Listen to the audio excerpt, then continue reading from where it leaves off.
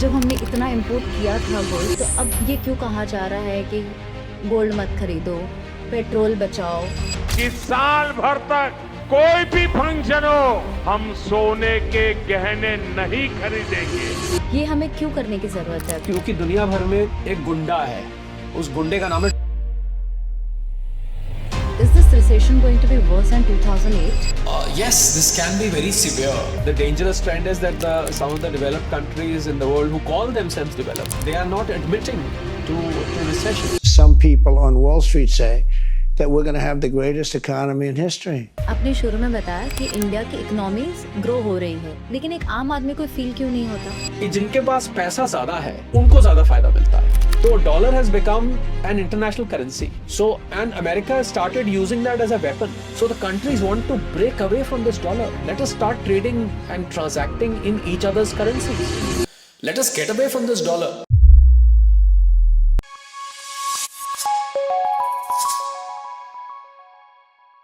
Welcome to next page, Sharad Kohli. Thank you so much. Yeah. आज हमारा intent है कि by end of the podcast कुछ 3 चीज़ें आपसे हम सीख पाएं। एक, करंट मार्केट कंडीशन एकदम लेमैन तरीके से। दूसरा, अगर किसी ने अपना बिजनेस ऑलरेडी स्टार्ट कर दिया है या इस रिसेशन में स्टार्ट करना चाहता है, क्या माइंडसेट होना चाहिए और किन चीज़ों पे उनको ध्यान देना चाहिए if they are starting their business in this market condition. चलिए, आपका पहला सवाल था कि मार्केट कंडीशंस कैसे हैं। तो मार्केट स्नेहा, 2 तरीके की मार्केट्स होती हैं। एक तो जनरल मार्केट जहां लोग सामान खरीदते बेचते हैं, जहां आप जाके शॉपिंग करते हैं, तो उन मार्केट्स को मार्केट्स कहते हैं। दूसरा, बहुत सारे लोग जो आपके चैनल के फॉलोअर्स भी और सब्सक्राइबर्स हैं, उनको वो शायद मार्केट को स्टॉक मार्केट भी समझते होंगे। तो मैं दोनों के बारे में बता देता हूँ। आपका जो भी स्टॉक मार्केट थोड़े टफ टाइम से गुजर रही है, क्योंकि थैंक्स टू डोनाल्ड ट्रंप और उस एक आदमी ने सारी दुनिया में हंगामा मचा रखा है। और ये जो ईरान और यूएस का हाँ ना का गेम चल रहा है, अब ट्रूस हो जाएगा, अब नहीं होगा। तो काइनेटिक वॉर तो उतना नहीं चल रहा है, एक्टिव वॉर तो बॉम्ब्स, मिसाइल्स, वो सब तो उतना नहीं चल रहा है, ड्रोन्स। बट मुझे लगता है ये काइनेटिक वॉर से इकोनॉमिक वॉर में कन्वर्ट हो गया है, बिकॉज वो स्ट्रेट ऑफ हॉर्मुज बंद होने से the crude oil prices have shot up and that is causing a rippling effect around the globe. दुनिया भर में इन्फ्लेशन बढ़ रहा है और इन्फ्लेशन बढ़ने की वजह से भारत जैसी अर्थव्यवस्था की हम बात करें तो वहाँ पर 55 से 60% स्नेहा ये अर्थव्यवस्था डिमांड से बनती है। आप और हम जाके जब दुकानों पे सामान खरीदते हैं, सर्विसेज लेते हैं, तो अगर इन्फ्लेशन होता है तो डिमांड गिरता है। तो if the demand falls down then obviously GDP हमारी जो है वो स्लो होगी। तो उस वजह से स्टॉक मार्केट को क्या है स्नेहा के, स्टॉक मार्केट अच्छी न्यूज़ को सेलिब्रेट करता है, बुरी न्यूज़ को भी डाइजेस्ट कर जाती है। पर मार्केट को एक चीज़ जो पसंद नहीं है वो है अनसर्टेनिटी, अनिश्चितता जिसको कहते हैं। तो इस समय I think the market is going through that 1 step forward, 2 step backward, 2 step backwards, 1 step forward. Market ऐसे ही चल रहा है। हम लोग निफ्टी को ज़्यादा ट्रैक करते हैं, सेंसेक्स थोड़ा पुराना हो चुका है, तो 23,500 24,000 के बीच में कभी कभी कोशिश करता है ऊपर जाने की। All is depending on Donald Trump's statements. I mean the market is swinging to the tune of Donald Trump. He keeps making statements and the commodity market, the stock market, crude oil market, सारी markets ऐसा लगता है कि वो एक सपेरा है और वो बीन बजाते हैं और वो जो सांप है वो ऐसे ऐसे स्विंग करता है। That's what is happening. अब आपका दूसरी मार्केट के बारे में आते हैं कि ओवरऑल मार्केट का क्या सिचुएशन है। जो शॉपिंग वाली मार्केट होती है, जहाँ सामान बिकता खरीदा जाता है, I think that market in India is not all that bad, although there is a bit of a slow down I would say, but things haven't stopped. Unlike some of the most developed countries, Sneha, at this point of time, which are struggling. The countries which call themselves developed, Italy, Germany, France, UK, United States by itself. और एक बहुत खतरनाक trend Sneha वहाँ markets के मामले में बताना चाहूँगा, वहाँ पर शुरू हुआ है। Because from an economic perspective Sneha, technically speaking, if a particular country gives you a negative GDP for 2 consecutive quarters, you are stamped with a recession. अगर आप 2 क्वार्टर्स में लगातार माइनस में आपकी ग्रोथ होती है तो आपको रिसेशन में ऑफिशियली घोषित कर दिया जाता है। अब जब रिसेशन में आ जाती है कोई भी कंट्री, तो वो थोड़ी सी अनटचेबल हो जाती है, वो एक उसके ऊपर स्टिग्मा लग जाता है। वहाँ इन्वेस्टर्स नहीं आते हैं, वहाँ के लोग अपने आप को बहुत डीमोरलाइज फील करने लगते हैं। जो नौकरी जिसको देनी भी होती है वो कहता है अभी तो रिसेशन है, रुक जाओ, it leads to a general pessimism in the country. So अब ये खतरनाक ट्रेंड जो मैं आपको बताने जा रहा था वो जो शुरू हुआ है वो ये है कि अब इन कंट्रीज ने अपने आप को रिसेशन में होने के बाद भी रिसेशन में बताना बंद कर दिया है. So they have started fudging with the numbers. If you look at the growth of these European countries and for that matter, US, 0.2%, 0.7%, 0.8%, 0.5%, US 1.7%. But factually speaking, these countries, as per my assessment, because I have a team which researches global economies, तो जो symptoms हैं वहाँ पर वो recession के हैं. तो मेरे हिसाब से रिसेशन वर्ल्ड वाइड तो आ चुका है, उसका असर इंडिया में भी है. अभी इंडिया में जो क्रूड ऑयल और पेट्रोल डीजल के प्राइसेस बढ़े हैं, इसकी वजह से हमें आने वाले 2-3 महीनों में I think we are going to see a price rise of practically everything that you use. When I say everything I mean literally everything, because diesel is got a cascading effect. Diesel क्या करता है, क्योंकि transportation के लिए इस्तेमाल किया जाता है, तो जो भी ट्रांसपोर्टर्स होते हैं वो सारा भार उसका डाल देते हैं लोगों के ऊपर. तो I think your groceries, your food, vegetable, fruits, consumables, even white goods, जो चीज़ ट्रांसपोर्ट की जाती है वो महंगी होने वाली है. तो महंगी होने से क्या होगा, मैं आपकी उस मार्केट पे आ रहा हूँ, महंगे होने से क्या होगा कि डिमांड कम होगा, और डिमांड कम होने से हमें थोड़ा मार्केट जो है वो टाइट दिखाई देगा. So the market situation India में उतना बुरा नहीं है, but the next 2-3 months seem to be challenging at this point of time. Can you explain ये रिसेशन, एक कॉमन मैन जो ईएमआई भर रहा है, जो मंथली मेडिसिन खरीद रहा है, डिसाइड नहीं कर पा रहा है ईवी व्हीकल ले या पेट्रोल व्हीकल ले, उसका उस इंसान पे कैसे इसका इम्पैक्ट आने वाला है? देखिए रिसेशन वैसे तो अच्छा नहीं होता है, बहुत ज़्यादा मैं, because I don't want to scare people. आपके सब बहुत जो फॉलोअर्स, व्यूअर्स, सब्सक्राइबर्स हैं, I have a reason to believe they are very positive minded, they are very forward looking. पर आपने क्योंकि पूछा है तो मुझे बताना पड़ेगा. रिसेशन में बिल्कुल रिसेशन में आपको EMI देना मुश्किल हो जाता है. आपकी सैलरी में जो इंक्रीमेंट होना होता है, अप्रेजल होना होता है, वो उसके बारे में आपका एम्प्लॉयर सोच में पड़ जाता है. जॉब कट्स वैसे ही चालू हो चुके हैं. हाँ, मैं उस पर आ रहा था. जॉब कट्स पहले ही AI की वजह से होते हैं, प्लस क्या होता है जब डिमांड गिरती है तो फैक्ट्रीज की कैपेसिटी सरप्लस हो जाती है. तो उनको मान लीजिए 500 आदमी किसी फैक्ट्री में काम करते हैं, किसी ऑफिस में काम करते हैं, वो कहते हैं अब हमें 200 नहीं चाहिए, अब हमें 300 ही चाहिए. तो 200 आदमियों की नौकरी चली जाती है. तो रिसेशन में वो भी एक होता है, सैलरी बढ़नी रुक जाती है, नौकरी चली जाती है. तो नौकरी जाती है तो आपके लिए दिक्कत हो जाता है. फिर तो आप कैसे अपना गुजारा करेंगे, EMIs कैसे पे करेंगे, अपने घर का खर्च कैसे चलाएंगे. तो overall I think recession, India में अभी रिसेशन नहीं है. Let me be very clear and let me be very forthright in saying that कि इंडिया में रिसेशन नहीं है, पर इंडिया में थोड़ा सा स्लो हो रहा है. जैसे समझिए एक गाड़ी 120 किलोमीटर पर आवर की रफ्तार से दौड़ रही थी, तो अभी वो 80 किलोमीटर से दौड़ रही है. तो रिसेशन नहीं है, जबकि वहाँ की गाड़ियाँ तो खड़ी हो चुकी हैं. रिसेशन का मेरा मतलब, तो I think India is not all that bad, because अच्छी बात क्या है इंडिया में Sneha, that India by itself is a world. हम खुद ही एक दुनिया है 140 करोड़ की. अनथैंकफुली हम लोग बाकी की दुनिया के साथ we are not that entangled. जैसे जापान है, चाइना है, वो लोग एक्सपोर्ट पे पूरा डिपेंडेंट है. उनके यहाँ तो एक्सपोर्ट बंद हो जाए तो उनकी कंट्री ठप होने लगती है. लकीली हमारे यहाँ ऐसा नहीं है, बट फिर भी जो रिपलिंग इफेक्ट है वो तो महसूस होता ही होता है. So I think there is a bit of a slow down, और सेशन में लोगों को थोड़ा सा सतर्क रहना चाहिए. आपने कहा कि जो लोग नहीं जानते उनके लिए मैं सलाह भी दे दूं, क्योंकि आपने पूछा है. आई थिंक आपको क्या करना चाहिए आने वाले 2-4-6 महीनों के लिए, कम से कम जब तक ये डोनाल्ड ट्रंप का दिमाग घुमा हुआ है तब तक के लिए, स्ट्रेट ऑफ हॉर्मुज नहीं खुल जाता, क्रूड ऑयल के प्राइसेस नीचे नहीं आ जाते हैं, प्री वॉर लेवल पे नहीं आ जाते. हालांकि वो बहुत मुश्किल काम लग रहा है मुझे.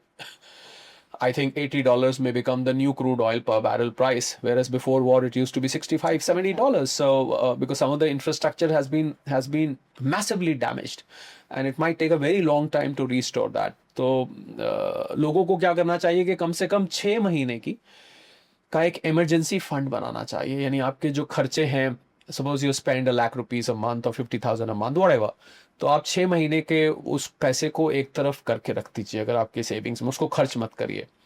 आई would also suggest Neha people to probably postpone their big spends. When I say big spend, जैसे किसी ने घर लेना है और अभी आप रुक सकते हैं.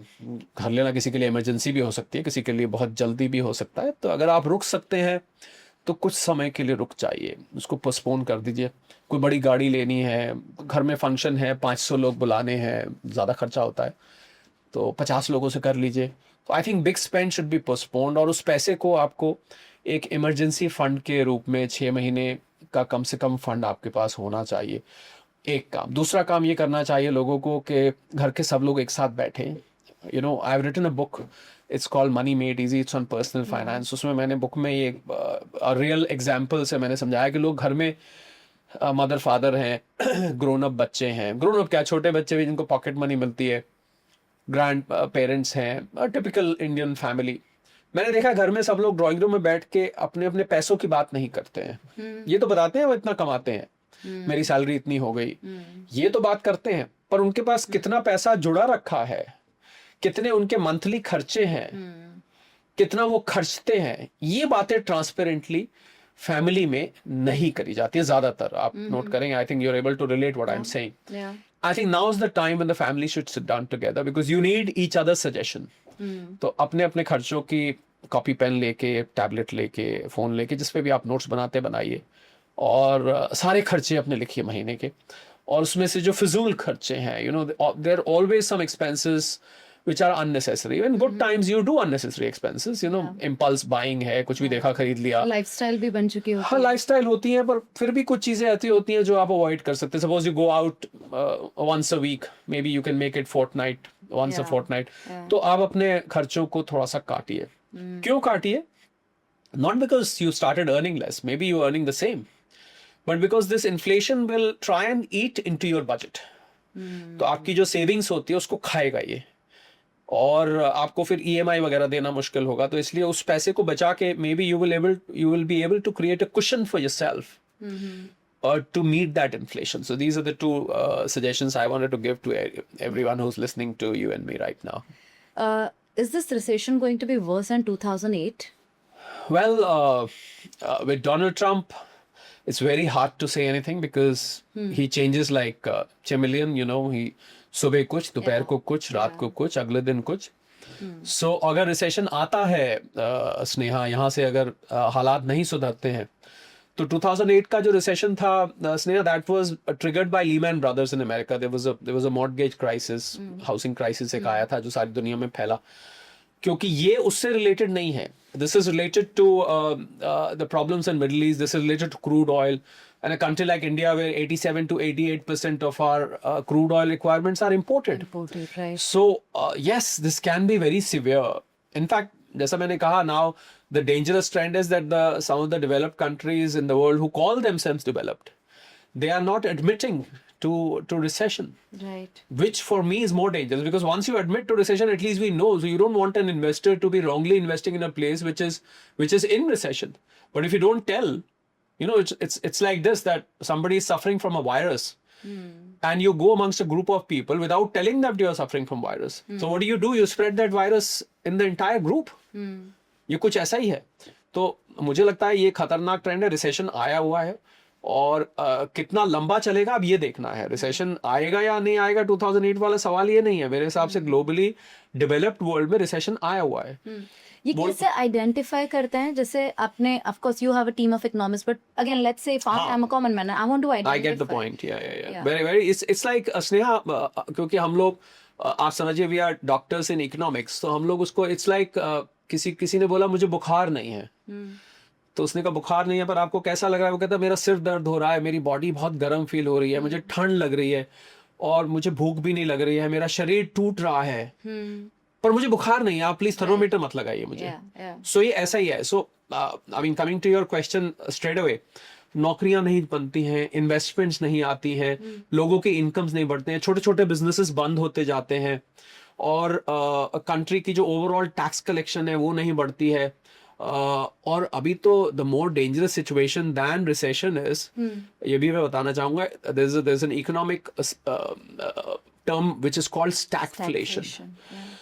This is a double whammy, because on one side your economy is not growing, it is stagnant or in recession. On the other side, inflation is also climbing. So you hit from both ends. Actually in proper recession क्या होता है, prices भी नीचे होती है, income भी down होती है, तो चलो prices are increasing and economy is slowing down. so you're squeezing from both sides. Yeah, and that's called stagflation. Stagflation. So that is even more dangerous. So मुझे तो ये डर है कि आप 2008 से कंपेयर करें, मुझे तो लग रहा है stagflation because prices across the world are increasing. Even in America, the fuel prices, they used to be $3. We have our associate offices in many of the states, you know, in New York, in on the eastern coast, in California on the western side, in Texas, some of the Philadelphia. We've got so the information I'm getting from there, Sneha, is that fuel prices, they used to be $3 a gallon. They measure in gallon, we measure in liters. हम लोग वो लोग gallon में नापते हैं, वो लोग gas बोलते हैं पेट्रोल. 3 गैलन पर गैस का प्राइस पर गैलन से अभी 4.5-5 गैलन हो चुका है. This is that country which is supposed to be the largest producer of oil in the world. They don't need to import a single barrel. Even they have to respect the price. They may not be facing a supply crunch, but they are facing a price problem. So I think, these energy prices have upset the budgets of most countries, from Australia to America, from Europe to Africa. Practically, if you draw across around the globe, this is impacted throughout the world. So my fear is that we are heading for stagflation. Thankfully, in India, it will not be as bad as rest of the world because India was growing at a very good pace. So you're not likely to slow down very soon. When you're driving at a very high speed, you cannot just suddenly stop. And the countries which were crawling anyway before, for them it's very easy to stop. So I think India had that momentum. So I think that momentum will carry India for far longer if the recession drags on, the global recession. But I have a feeling, not because I love my country, not because I can die for my country, but because I know for sure that the next decade belongs to India. अगला आने वाले 10 साल India के हैं और मुझे लगता है कुछ भी हो जाए थोड़ा बहुत असर तो होगा. We cannot be immune. पर आने वाले 10 साल इंडिया के हैं. हम वो जो अपने आप को विकसित देश कहते हैं, वो जो अपने आप को डेवलप्ड कंट्रीज कहते हैं, मुझे लगता है उनका पाप का घड़ा भर चुका है. उन्होंने जो करना था अब कर लिया. I think they are on a downward slope, we are on an upward slope. I am talking of 10 years from now. हालांकि आपका सवाल तो रिसेशन और रीसेंट था, तो रीसेंट में थोड़ी प्रॉब्लम्स तो हमको भी आएंगी और अगले 2-3 महीने मुझे बहुत टफ नजर आते हैं. And what makes you say that कि next 10 years is for India, and in that situation what Indians must do? I think India, 65% of our population, Sneha, is less than 35 years of age. So I think it is the demographic profile of India. We are full of youth. When you say youth, you mean energy. तो मुझे लगता है that youth is raring to go. Despite the problem, मैं ये नहीं कहता India problem नहीं है, बेरोजगारी है. If I start sounding political, बहुत बेरोजगारी है, युवा पढ़ाई लिखाई इतनी नहीं है. और हैरान कर देने वाला डेटा स्नेहा तो तब आता है जब मैं आपको ये कहूँ कि 90% लोग इंडिया में, अगर हम if we are 140 crores including you and me, then 90% of those people earn less than 25,000 rupees a month, Right. which is a startling data. Yeah. इसके बाद भी मैं ये कह रहा हूँ, तो मुझे लगता है कि the next decade belongs to India because I think this youth is going to drive India. This youth is full of aspirations. ये youth इससे पहले वाली जनरेशन जैसे नहीं है. वो सरकारी नौकरी लग गई और रिटायरमेंट के सहारे बस एक अच्छा सा दूल्हा दुल्हन ढूंढ लिया, शादी करी और बस आराम से बैठे फिर रिटायरमेंट का इंतजार किया. I think this youth is full of aspirations, this youth is full of ambitions. बहुत महत्वाकांक्षी हैं ये लोग और ये कुछ करके दिखाना चाहते हैं. ये खाली एक नौकरी ढूंढ के चैन से बैठने वाले नहीं हैं. तो इसलिए मुझे लगता है कि नेक्स्ट डेकेड इंडिया के प्लस क्या है कि हमारे यहाँ स्नेहा, हमारा जो कल्चरल वेल्थ है ना, जो सोशो कल्चरल फैब्रिक है, वो इन गोरे के देशों से बहुत स्ट्रांग है. वो जो हमारे मैं संस्कार कहूंगा तो शायद कुछ लोग ट्रोल कर सकते हैं, मैं उसको कहने से रोक रहा था पर चलिए कह देता हूँ. I think our sanskar are very strong and I feel that will drive the Indians in the times to come. So the next decade below. Plus, we've had a very stable government for the last 12 years. Yeah. They've carried out a lot of reforms. Not which then देश में 4-5 करोड़ लोग ऐसे हैं जो इस सरकार को गालियां देते हैं. आज अगर मैं एंटी गवर्नमेंट, एंटी एस्टैब्लिशमेंट अगर कोई चैनल खोल देता हूँ तो मुझे 1 करोड़ सब्सक्राइबर्स पहुंचने में कुछ ही महीने लगेंगे. There are those people. So if you speak anti-establishment, तो बहुत जल्दी आपको सोशल मीडिया पे ट्रैक्शन मिलने लग जाए. कभी नोट करके देखिएगा इसको, या कुछ चैनल्स हैं जो चलाते हैं. Not that I'm trying to favor this government, but I'm just trying to tell you, but most of the people, they do support what this government is doing. गाली देने वाले भी हैं, पर सपोर्ट करने वाले ज्यादा है, तभी ये बार बार इलेक्शन जीतते जाते हैं. तो अगर वो लोग एंटाई वाले ज्यादा होते तो फिर इलेक्शन इनको नहीं जीतना चाहिए था. हम तो जो होता है वो And I देखते think हैं. we don't have a better choice also. We don't have a better choice, and you know the numbers also speak. Sneha, I'll give you just one single number. I'm an economist. I'm full of numbers. I can probably for rest of your podcast I can go on speaking numbers. It might become very boring for the people who are watching us, but I'll just give you one number.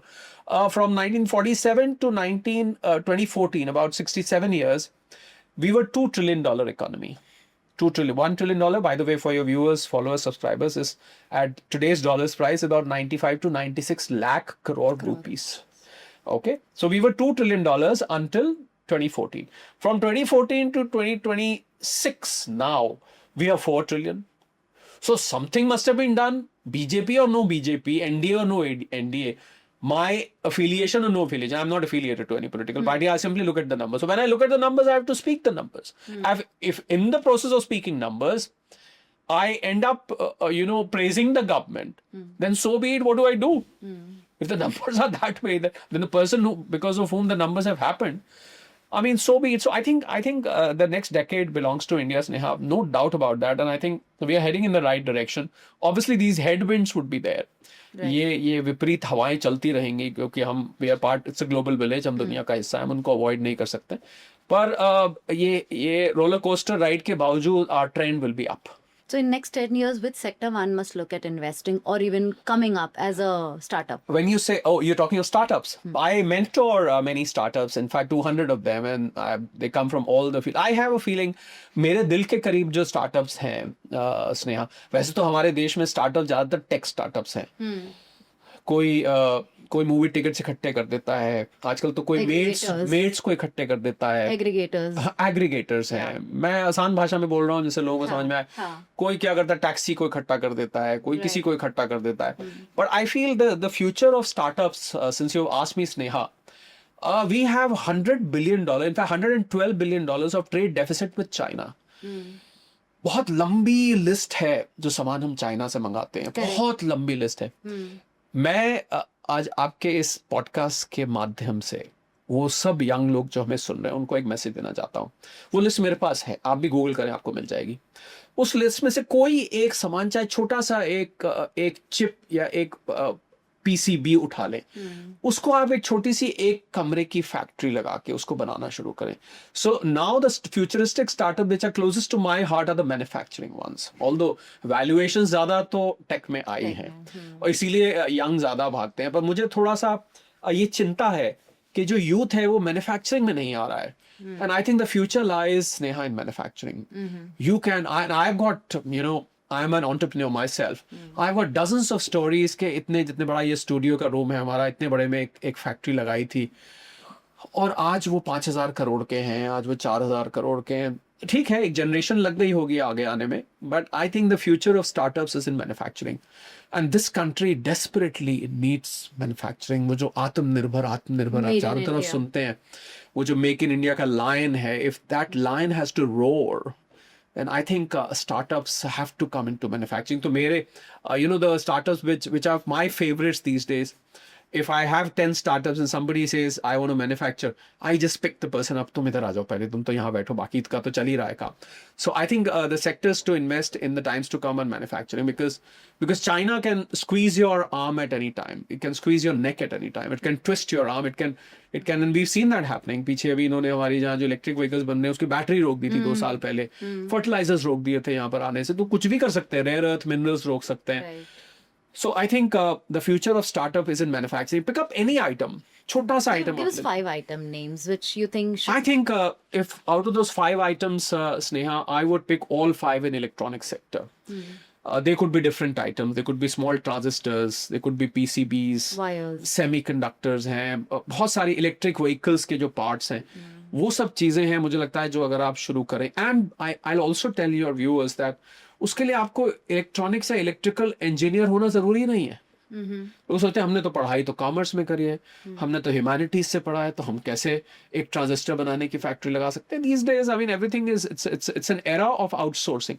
आप कहीं से किसी को भी engineer को ले आइए. अभी मेरा एक स्टार्टअप था, उसने एक डॉग रिपेलर बनाया। उसने वेरी स्मॉल एग्जांपल, उसको लगा कि जो जोमेटो स्विगी वाले डिलीवरी देने जाते हैं बाइक पर, इनके पीछे कुत्ते पड़ जाते हैं और उसकी वजह से बहुत सारे एक्सीडेंट्स हुए हैं, इनका खाना डैमेज हुआ है, नुकसान हो जाता है, गिर जाते हैं, डेथ भी हुई है एक दो। So he invented a dog repeller device जो कि बाइक में फिट हो जाती है। And this guy had no background of science whatsoever. उसने कभी जिंदगी में साइंस नहीं पढ़ी, कभी फिजिक्स नहीं पढ़ी, कभी उसने इलेक्ट्रॉनिक्स नहीं पढ़ी।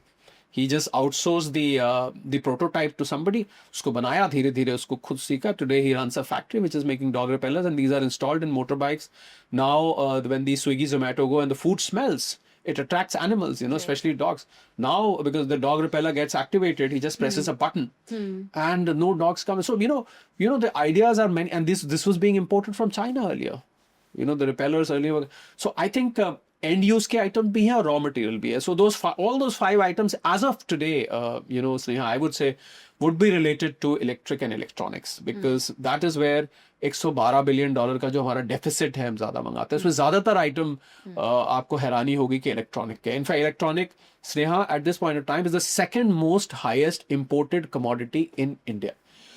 Number 1 is crude oil, $140 billion last year. $115 billion electronics comes second. और थर्ड नंबर पे आपको हैरानी होगी, गोल्ड है, $72 billion. So I think electronics any day. So coming to gold, we are now called the 5th largest economy, right? But हमारे prime minister Modi ji ने, जब हमने इतना इंपोर्ट किया था गोल्ड, तो अब ये क्यों कहा जा रहा है कि गोल्ड मत खरीदो, पेट्रोल बचाओ। पेट्रोल बचाओ का कॉन्सेप्ट फिर भी थोड़ा समझ में आ रहा है, गोल्ड मत खरीदो। ये हमें क्यों करने की जरूरत है अभी, जब इतना इंपोर्ट हमने खुद ही किया देश में? क्योंकि दुनिया भर में एक गुंडा है, नहीं डोनाल्ड ट्रम्प नहीं, आप मुझे मत समझिएगा, उस गुंडे का नाम है डॉलर। एंड अंडरवर्ल्ड से भी बड़ा गुंडा है वो, और उस डॉलर ने दुनिया में तहलका मचा रखा है। क्योंकि दुनिया भर के जो फॉरेक्स रिजर्व्स होते हैं, स्नेहा, वो US डॉलर्स में होते हैं। तो हमारे फॉरेक्स रिजर्व्स लड़ाई से पहले $730 बिलियन के आसपास के थे, अभी वो 680 के आसपास आ गए हैं, 680 to 685। तो ये जो प्राइम मिनिस्टर ने जो अपील्स करी थी, 7 अपील्स के आप सोना 1 साल मत खरीदिए, आप वर्क फ्रॉम होम करिए, वर्चुअल मीटिंग्स करिए, स्कूल्स ऑनलाइन क्लासेस करें, डेस्टिनेशन वेडिंग्स मत करिए, फजूल में बाहर घूमने मत जाइए। इन सब में जो कॉमन थ्रेड था, Sneha, that was to save forex, because our forex reserves before this war started, they were good enough for 11 months of import. You have to pay in dollars, when you import. So 11 महीने के लिए काफी रहते थे। अभी जब से crude oil का प्राइस बढ़ा तो ये डॉलर हमको कम पड़ने लग गया।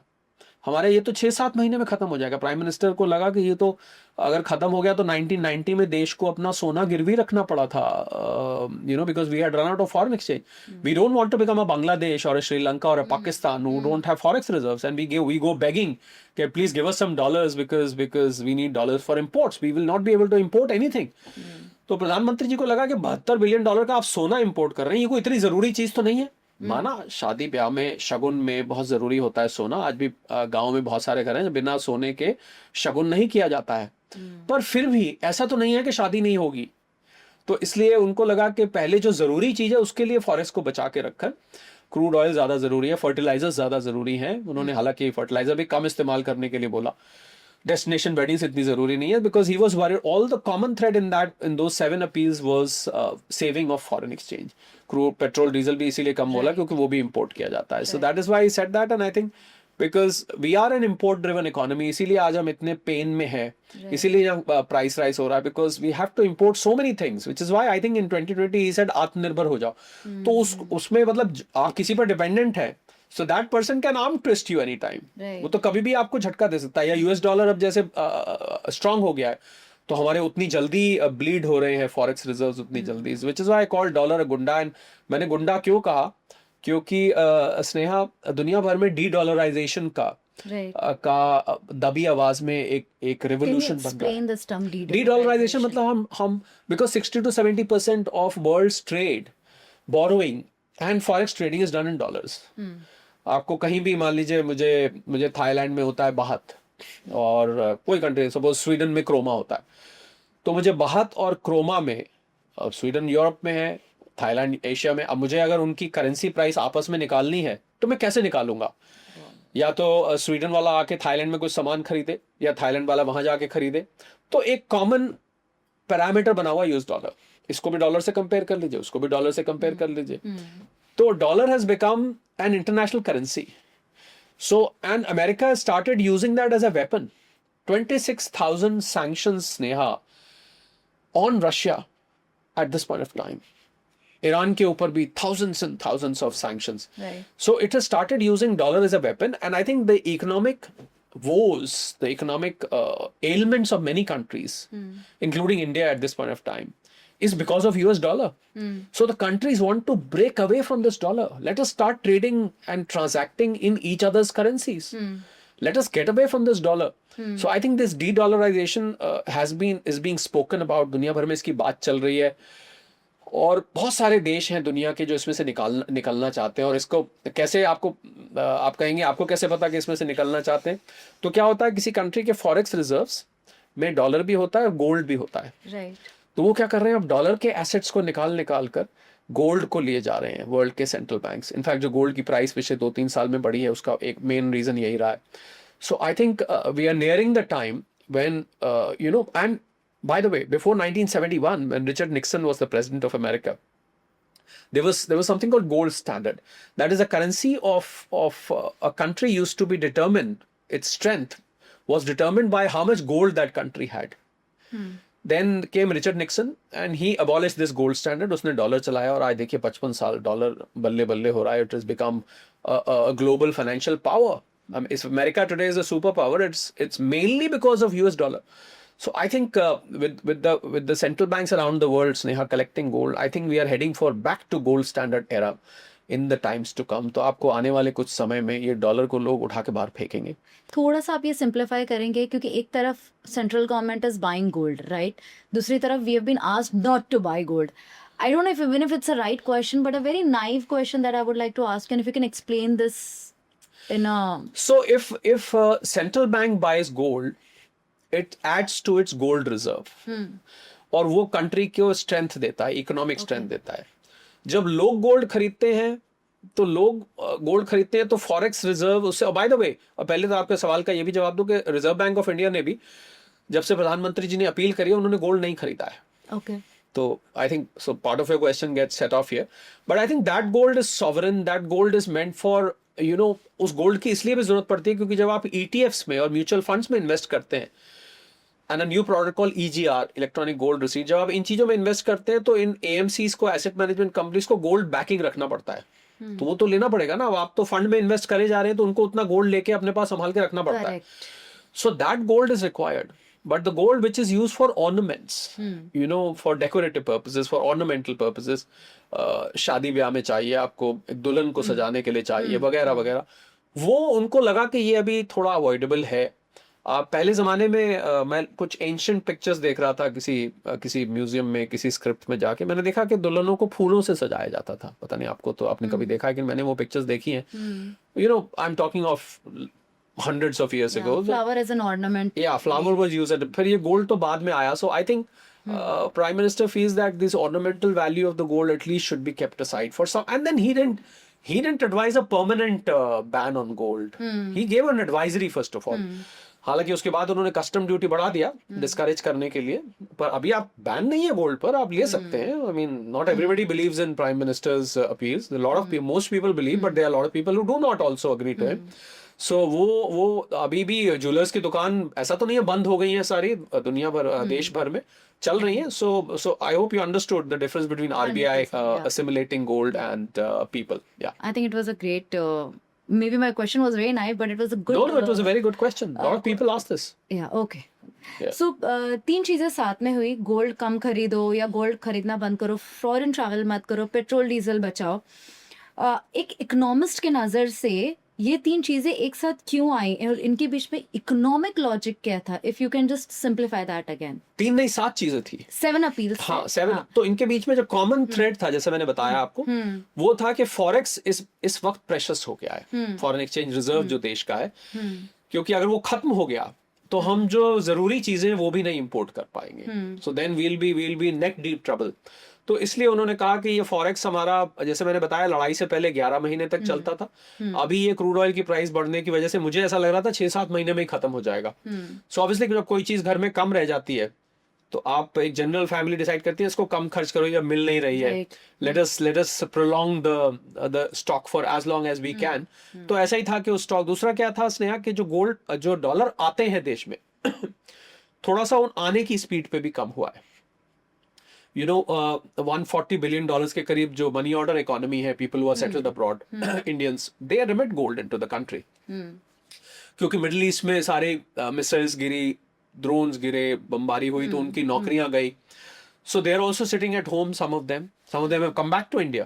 तो उनकी नौकरी, तो वो मनी ऑर्डर इकोनॉमी इंपैक्ट हुई, प्लस वर्ल्ड में जो रिसेशन आया उसकी वजह से जो इनवर्ड रेमिटेंस है वो कम हुआ है, हमारा FDI भी थोड़ा कम हुआ है। प्लस एक बहुत बड़ा घटना जो हुई वो थी कि जो स्टॉक मार्केट में FIIs और FPIs थे, फॉरेन इंस्टीट्यूशन, उन्होंने बहुत बड़ी मात्रा में पैसा भारत से निकाला है पिछले करीब 1.5 साल में, तो उसकी वजह से भी डॉलर की डिमांड बढ़ी है। So it's been a double impact, you know, एक तरफ डॉलर बाहर भी जा रहा है, एक तरफ आ भी कम रहा है, तो उसकी वजह से I think prime minister felt कि ये तो डॉलर का स्टॉक खत्म हो जाएगा, फिर हम क्या करेंगे, फिर तो यहाँ पर आपको जो बुनियादी जरूरतें वो भी पूरी नहीं हो पाएंगी। So that was the logic. Oh great. Last year Modi ji ने ये भी अपील किया था, like don't go for destination wedding, right, travel within India. And if you look at the data, 32.7 million people have been traveling outside India. This is last year number which I'm talking about. Dubai, Bangkok, Singapore, various countries. How does this really impact the Indian economy, and why Modi ji keeps appealing that, you know, stay in India, be in India, travel in India, kind of? I think people who travel abroad, first of all, Sneha, they are reasonably large spenders. आप Europe अगर 10 दिन का trip लेते हैं, आपको आराम से, अगर आप बेसिक ट्रैवल भी करते हैं इकोनॉमी क्लास में, और वहाँ भी आप बिजनेस क्लास में लोकल ट्रैवल भी नहीं करते हैं, बेसिक होटल्स में रहते हैं, बहुत ज्यादा लग्जरी में रहते हैं, you still need 7-8 lakh rupees. A family of 2 people, 2 children, you know, you still need that much money. So उनको लगता है कि ये लोग जो बाहर जाके खर्च कर रहे हैं, एक तो फॉरेक्स खर्च करते हैं, पहली बात तो चलिए, उस टाइम तो जब प्रधानमंत्री जी लक्षद्वीप गए थे, मुझे याद है, तब अगर उन्होंने उस टाइम कहा भी था, तो I think he wanted people to spend in the country, कि आप देश में खर्च करते हैं, because as I said in the beginning Sneha, कि we are a consumption driven economy. हमारा 55 से 60% जो इकोनॉमी का कंपोजिशन है वो कंजम्पशन से बनता है, हम जब सामान खरीदते हैं जाके। तो if you go and spend, you spend on hotels, on excursions, on food, you do shopping, तो आप भारत में खर्च करेंगे तो उससे भारत की अर्थव्यवस्था को रफ्तार मिलेगी। एंड क्या नंबर आपके हिसाब से? लोगों को नौकरी मिलेगी। नंबर आपने कहा भी 32 million people probably travelled abroad. अब इसमें से बहुत सारे लोग तो कुछ बिजनेस के लिए भी गए होंगे, कुछ के रिलेटिव्स अब्रॉड हैं, उनको हम छोड़ देते हैं। तो मुझे लगता है कि आधे लगा लीजिए, आधे लोग शायद हॉलिडे के लिए गए हो, इसमें से आधों को जाना जरूरी था, उनके बच्चे या मदर फादर बाहर है या बिजनेस के लिए ट्रैवल करें, वो तो करेंगे। But if rest of the half, I think they start spending in India. So the travel industry is very big. Travel industry is about 6 lakh crores. And if these Indians who are spending abroad, if they start spending in India, this travel industry can probably double from here. You know, हम 10-12 लाख 15 लाख करोड़ की हम travel industry को कर सकते हैं अगर ये लोग भारत में ही खर्च करें, और कर रहे हैं लोग, ऐसा नहीं है। और and you know Sneha, not because I love my country, but I've been around my country, I've been around the world, and I've been around my country as well.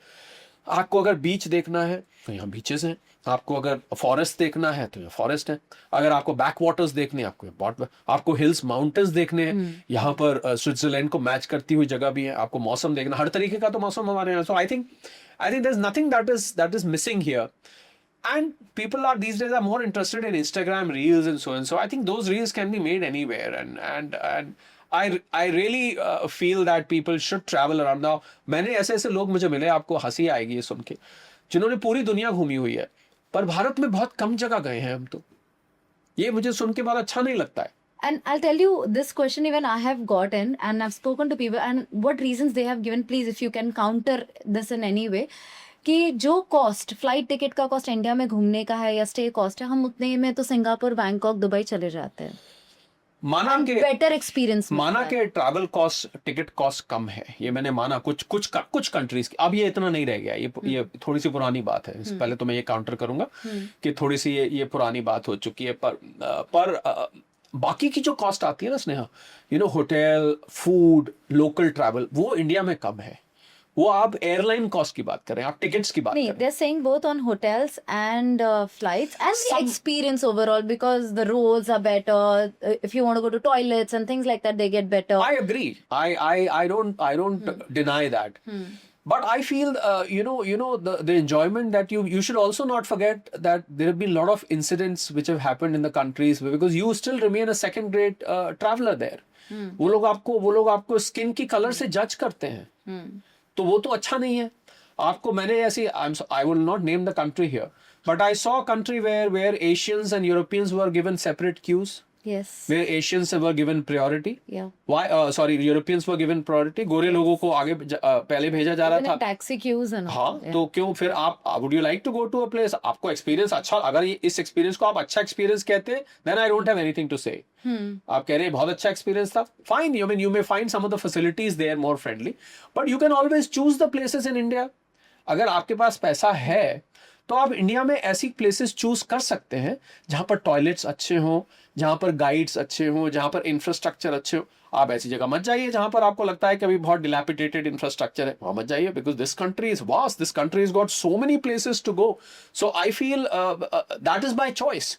और आपको आदत पड़ गई है स्पेन की और रोम की, इटली की और लंदन की और पेरिस की, तो वो एक अलग बात है। Because somehow I feel that people feel status wise elevated when they are traveling to these countries. If I put an Instagram picture and I'm in Paris or I'm in London, they feel, oh wow, for that one wow they spend so much and they live in a make believe world. बल्कि वो experience अगर वो यहाँ जाके करेंगे और अगर दिखावा नहीं करेंगे, सिर्फ एक्सपीरियंस करेंगे, तो वो आपको यहाँ बेहतर मिल सकता है। ये वो व्यक्ति कह रहा है, मैं क्षमा मांगते हुए, जिसने पूरी दुनिया कई बार घूमी है और पूरा भारत भी घूमा है। तो ये मैं खाली थियोरी नहीं बोल रहा हूँ, ये मैं प्रैक्टिकल बोल रहा हूँ, ये मैं बिल्कुल भी थियोरी नहीं बोल रहा हूँ। So I am speaking my heart out that you can, if you got money, you can choose the places you go to. There are places who got brilliant infrastructure and who got brilliant, you can go and stay in a 5-star hotel. अगर आपको लगता है आप, अब जब वहां पर आप 3-star होटल में रहते हैं, वहां तो आप खुद अपना सारा काम करते हैं, यहाँ तो आपके लिए नौकर चाकर इकट्ठे हो जाते हैं। मैंने ऐसे ऐसे होटल्स, महंगे होटल्स देखे हैं इन यूरोप, जहां आप अपना सामान चेक इन करने के बाद खुद ऊपर लेके जाते हैं। यहाँ तो आपके लिए there are no elevators, you have to walk the stairs up. हाँ, यहाँ तो आपके लिए बेल बॉयज आ जाते हैं आपको उठाने के लिए, आपको रूम बता के जाते हैं। वहां तो उनको सो the grass is green on the other side, but which may not be true at all times. आपने शुरू में बताया कि इंडिया की इकोनॉमीज ग्रो हो रही है, लेकिन एक आम आदमी को फील क्यों नहीं होता? आम आदमी को ऐसा नहीं है कि सबको नहीं फील होता। Very interesting question I would से। ऐसा होता है दैट जब एक इकोनॉमी ग्रो करती है तो कुछ लोग होते हैं जो उसका बहुत फायदा उठाते हैं, उनको बहुत फायदा मिलता है, उठाते क्या है, उनको मिलता है। कुछ लोग होते हैं, स्नेहा ध्यान दीजिएगा, जिनको फायदा मिलता है। तो एक हो गया बहुत फायदा मिलता है, एक है जिनको फायदा मिलता है। फिर कुछ लोग होते हैं जिनको कम फायदा मिलता है, फिर कुछ लोग होते हैं जिनको बहुत कम फायदा मिलता है, और कुछ लोग ऐसे भी होते हैं जिनको बिल्कुल फायदा नहीं मिलता है, जो बिल्कुल last man in the Q होता है। तो I think this is a typical economic growth in a country like ours. यहाँ पर जब इकोनॉमी ग्रो करेगी तो सबको एक जैसा बेनिफिट नहीं मिलेगा, ये तो पक्का है। Not a very good thing to say, but because I am an economist and this is a principle, तो मुझे बोलना पड़ेगा ये बात कि जिनके पास पैसा ज्यादा है उनको ज्यादा फायदा मिलता है। हैरानी की बात यह है, जबकि आप थ्योरेटिकली देखेंगे तो उनको ज्यादा फायदा मिलना चाहिए जिनके पास पैसा नहीं है। Correct me if I am wrong. आप कहेंगे भाई उनको फायदा पहुंचाओ ना जिनके पास, जो have nots. That's a very logical thing. या जो हैव नॉट्स हैं। Why do haves, but there is a saying in Hindi, Sneha, माया को माया मिले कर कर लंबे हाथ। जब पैसे होते हैं ना तो वो और पैसे को खींचता है, उनके पास अपॉर्चुनिटीज ज्यादा आती हैं, उनके पास पैसा कमाने के अवसर जिसको हम कहते हैं वो ज्यादा आते हैं, उनका पैसा ज्यादा अर्न कर पाता है ऐसे माहौल में। But this is how an economy, emerging economy grows unfortunately. एक इमर्जिंग इकोनॉमी ऐसे ही ग्रो करती है। और एक और बात होती है उसमें कि अमीर और गरीब का जो गैप है वो भी बढ़ जाता है, क्योंकि जैसा मैंने कहा कि जिनके पास पैसा है उनको ज्यादा फायदा मिलता है और जिनके पास पैसा नहीं है उनको कम फायदा मिलता है, तो वो गैप बढ़ता जाता है। फिर आप समझ रहे हैं, क्योंकि It's वो also the reason that people don't have enough knowledge how to invest, where to invest, because पैसे से ही पैसा बनता है, जी। right? आप भी एक तरीके से यही बात कह जी। रहे हैं। तो जो कम कमा रहा है वो, and I remember once Ratan Tata said that money doesn't grow while saving, it only grows while investing. Yeah. So is there a gap in the knowledge and understanding where to invest, how to invest, and things like that in India? Absolutely, because the financial literacy in our country is very low. It is abysmally low because मुझे लगता है कि हमारे देश में मात्र 3-4% लोग ऐसे हैं जो फाइनेंशियली लिटरेट है। अब आप कहेंगे फाइनेंशियल लिटरेट का मतलब क्या होता है? फाइनेंशियल लिटरेट का मतलब होता है कि ऐसा बोला जाता है कि पैसा कमाना आसान है, कमाते तो सब लोग हैं, Correct. पर उसको संभालना मुश्किल है। फाइनेंशियल लिटरेट का मतलब है आप अपना फाइनेंशियल बजट बनाते हैं कि नहीं, फाइनेंशियल प्लानिंग करते हैं कि नहीं, आपको सेविंग करने का तरीका आता है कि नहीं, फिर सेव करके जैसा आपने कहा उसको इन्वेस्ट करना आता है कि नहीं, कहाँ कितना खर्च करना है ये आता है कि नहीं, अपने रिटायरमेंट के लिए कितना बचाना है ये आता है कि नहीं, इंश्योरेंस मुझे कौन सा लेना चाहिए, कितना लेना चाहिए आता है कि नहीं, मुझे स्टॉक मार्केट्स के बारे में समझ है कि नहीं, मुझे बैंकिंग आती है कि नहीं आती। ये सब चीज़ों की नॉलेज को स्नेहा फाइनेंशियल लिटरेसी कहते हैं। ये इंडिया में बहुत कम है, और one of the reasons why most Indians struggle for their life is this. So I think that's where channel like yours plays a very significant role कि आप लोगों को educate करें आगे जाके भी. So maybe you can have more podcasts where you call finance experts, तो वो लोगों को उनकी फाइनेंशियल लिटरेसी बढ़ाने की कोशिश करें। तो अब मैं एक एग्जांपल लेता हूँ कि जैसे आप सेविंग करना है, तो सेविंग की डेफिनेशन क्या होती है कि जो मेरी कमाई हुई उसमें से जो मैंने खर्च किया और जो बैंक में बचा रह गया वो मेरी सेविंग है। ऐसे यही होता है ना, this is what savings is. Right. But because I am a finance expert also, saving इसका बिल्कुल उल्टा है। जैसे ही आपकी कमाई हुई, कमाई के आते ही जैसे आपके बैंक अकाउंट में हिट किया, उसका 20% निकाल के एक अलग बैंक अकाउंट में रख दीजिए। उस बैंक अकाउंट का एटीएम कार्ड फाड़ के फेंक दीजिए, उसके ऑनलाइन पासवर्ड आईडी खो दीजिए, भूल जाइए। Don't do it literally. What I mean is, Yeah, we got your intent. हाँ, what you mean is that don't touch that money. और उसको वहां थोड़ा जमा होने दीजिए, उसी में से अपना इमरजेंसी फंड बनाइए, उसी में से आप फिर इन्वेस्टमेंट शुरू करिए। और इन्वेस्टमेंट कहाँ करना है वो एक अलग बहुत लंबा डिस्कशन है। इन्वेस्टमेंट में बैंक की एफडीज होती हैं, शेयर मार्केट होती है, म्यूचुअल फंड्स होते हैं, गोल्ड एंड सिल्वर होता है, रियल एस्टेट होती है, पोस्ट ऑफिस स्कीम्स होती हैं, आरबीआई की स्कीम्स होती है, म्यूचुअल फंड्स के अंदर बहुत सारे तरीके की म्यूचुअल फंड्स होती हैं। ये सब आपको जानकारी हासिल करना चाहिए। अगर आप नहीं करेंगे तो आप कहाँ इन्वेस्ट करेंगे? आप किसी से पूछ के करेंगे, बताना यार मेरे पास 1 लाख रुपए, अब मैं क्या करूं, बताना मेरे पास 2 लाख है, अब मैं कहाँ इन्वेस्ट करूं। ये जो पूछ के इन्वेस्ट करना होता है ना, ये गलत है, क्योंकि बताने वाले को ठीक जानकारी भी हो सकती है और गलत भी हो सकती है और अधूरी जानकारी भी हो सकती है। तो उसमें क्या होगा, आपको रिटर्न नहीं आएगा, पैसा डूब भी सकता है और आप बहुत बेसिक सा रिटर्न लेते रहेंगे, आप फंस जाएंगे। So I feel one of the reasons why a lot of people struggle throughout their life is lack of financial literacy. So financial literacy अगर बढ़ जाए यहाँ से, तो बहुत हमारे देश में बहुत सारे लोग अपने आप को financial prosperity में ला सकते हैं. That's what I feel. So if given a 1 minute, how would you advise people on where to invest, how to invest? I think in these times, in the times of war, in the times of when there is global uncertainty, when there's global instability, in the times, Neha, when a person like Donald Trump is holding the most powerful position in the world, in these times you should not invest and put all your money in the same basket, one basket. You should spread. तो आपको थोड़ा सा पैसा bank में, थोड़ा पैसा share market में किसी एक्सपर्ट से सलाह लेके, थोड़ा पैसा म्यूचुअल फंड्स में, थोड़ा पैसा गोल्ड एंड सिल्वर में, थोड़ा पैसा प्रॉपर्टीज में, थोड़ा पोस्ट ऑफिस की स्कीम्स में, थोड़ा सा रिजर्व बैंक की स्कीम्स में। तो आपको पैसे को फैला के रखना चाहिए।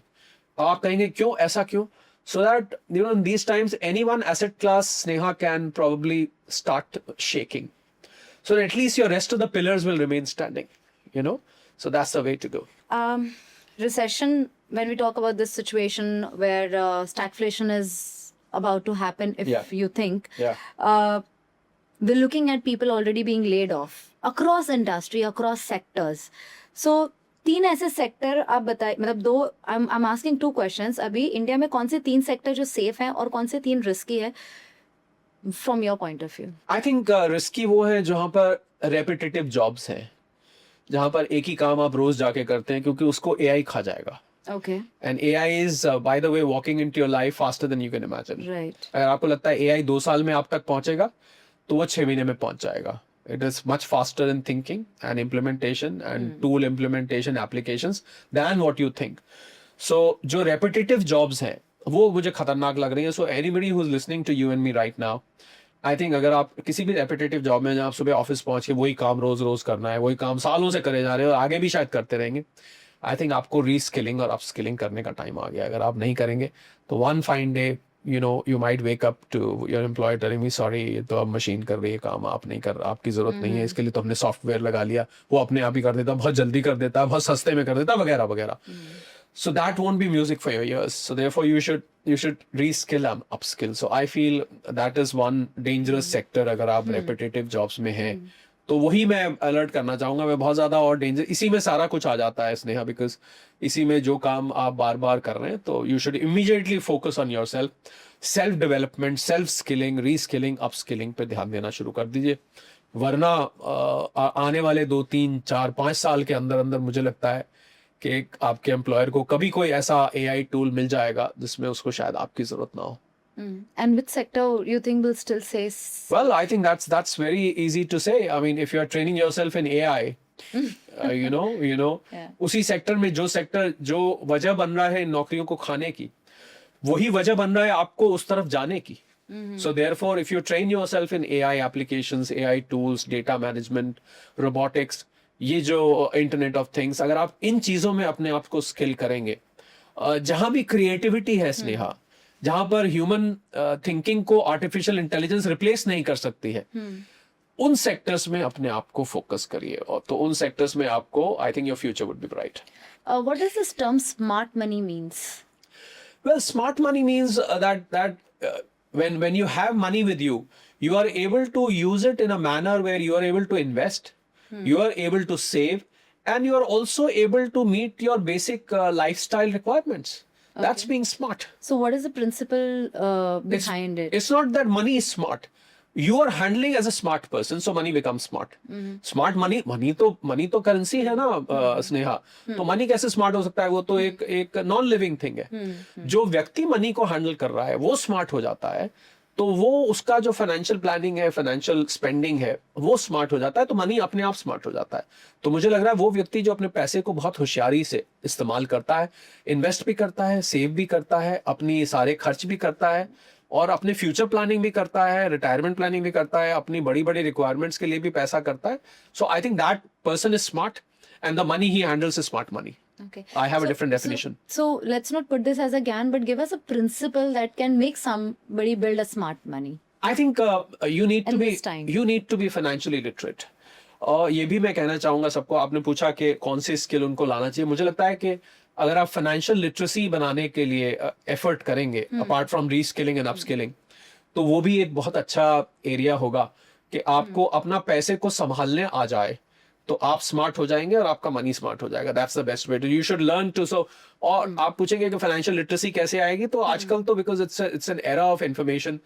आप अगर YouTube पे जाएं, there are hundreds and thousands of videos where people try and train you on financial literacy. आपको बैंकिंग के बारे में, इंश्योरेंस के बारे में, सेविंग्स के बारे में, इन्वेस्टमेंट्स के बारे में कुछ खुद रिसर्च करिए, कुछ कोर्सेज कर सकते हैं आप. So I think that's the way to go. If you become financially literate and smart, you will be able to handle your finances better.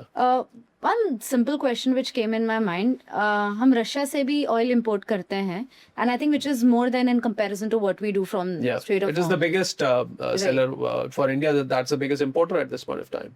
Right. So India के पास जब genuinely एक एनर्जी बैकअप प्लान है, तो हम एक expose position में क्यों आ गए हैं? नहीं, हमारा बैकअप प्लान स्नेहा बहुत पुराना नहीं है. हमारे पास पेद्दूर में, विशाखापट्टनम में, मैंगलोर में 3 जगह में पेट्रोलियम के रिजर्व्स हैं.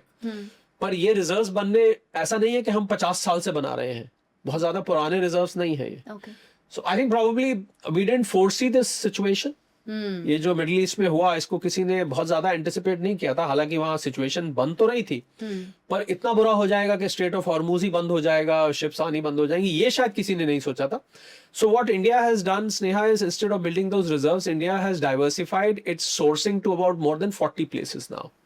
हम 40 से ज्यादा जगह से Wow. हम इस समय ऑयल ले रहे हैं. तो यही हमने किया है कि चलो जब तक रिजर्व्स बनाए जा रहे हैं, पर जब अभी इस समय रिजर्व्स बनाना तो बहुत महंगा है। राइट। आप अगर $100 $110 और इसके आसपास के रिजर्व इकट्ठा करेंगे तो बहुत महंगा रिजर्व बना रहे हैं।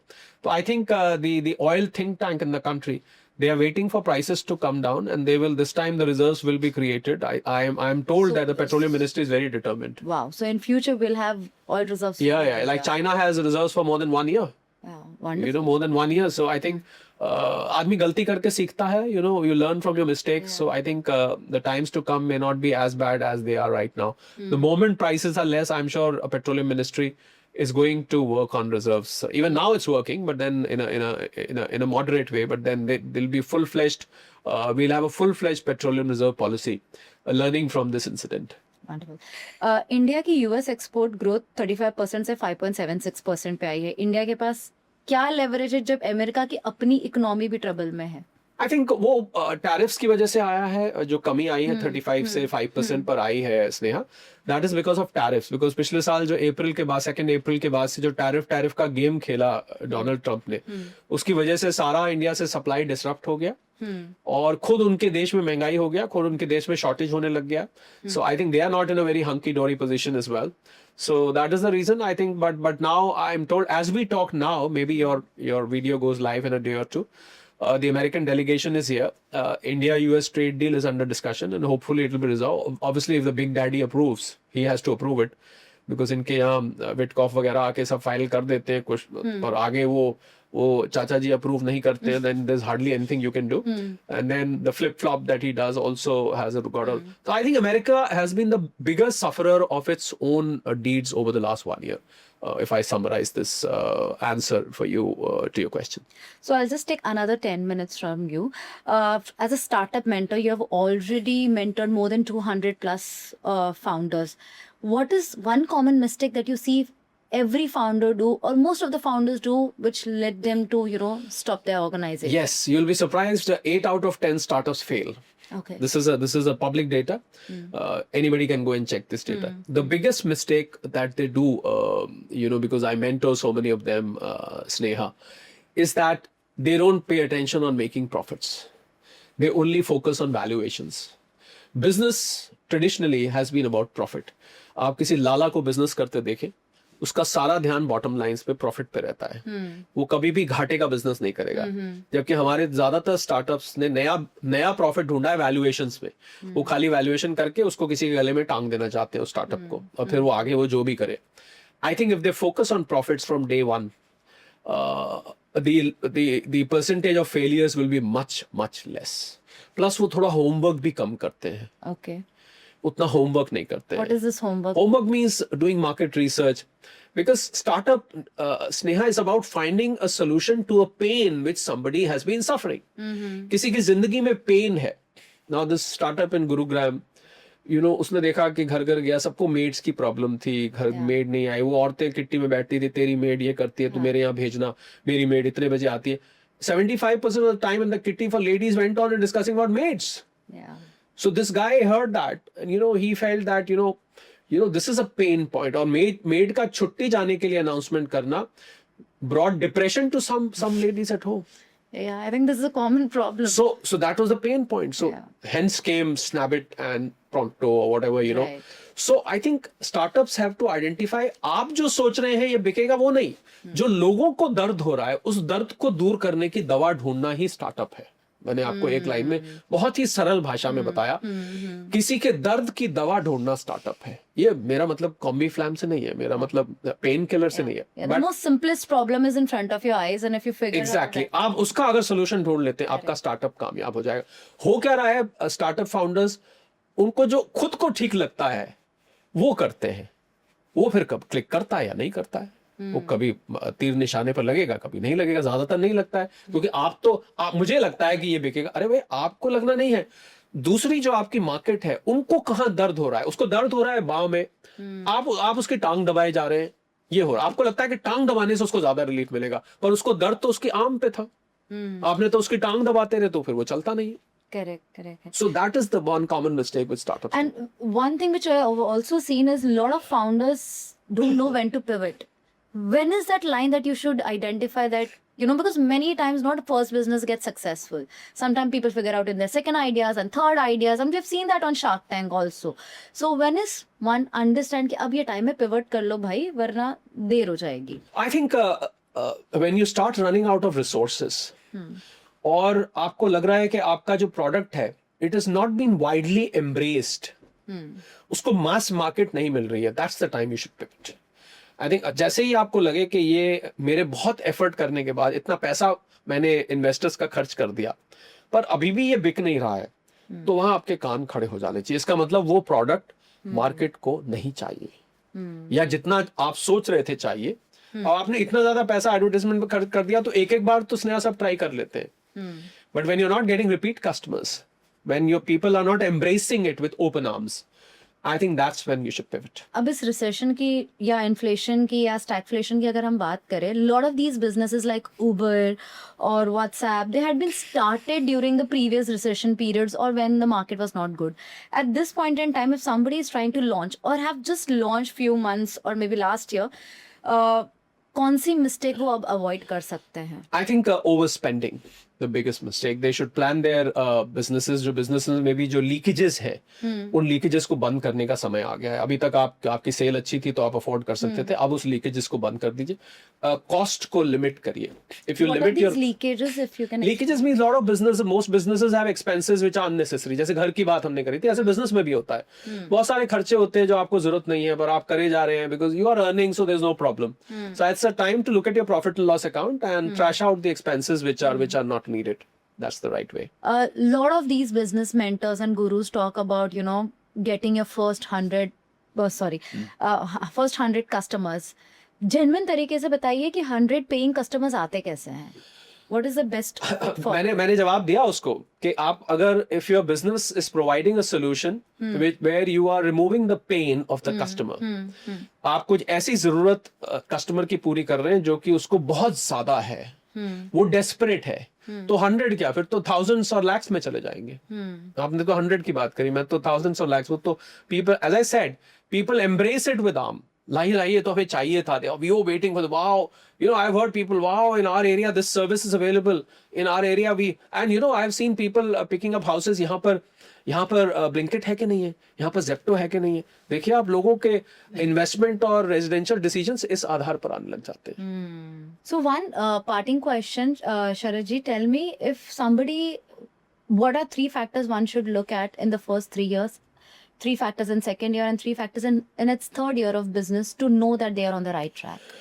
I think that is a very elongated discussion, but I think you should focus on profits. Keep your cost low. This is for all 3 phases that you mentioned. Focus on profit, keep your cost low, and be conscious of what the market demands from you. Because market dynamics keep changing. जो आज मुझे जरूरत है, कल हो सकता है आपके कस्टमर को जरूरत ना हो. तो अगर आप unaware है, तो you can be caught on the wrong foot.